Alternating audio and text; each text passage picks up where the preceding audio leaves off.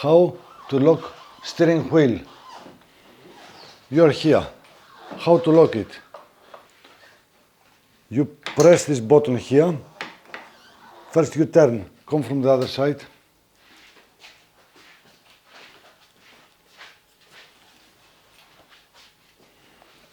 You press here and press again and turn. And this is how you lock the steering wheel on YAMAHA NMAX.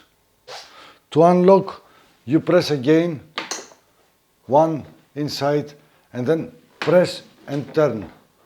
One time press, press and turn. Here you are. Ganz einfach. It is very easy.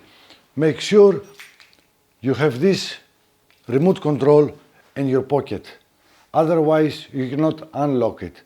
And you cannot even lock it. You can do nothing without this. This stays in your pocket.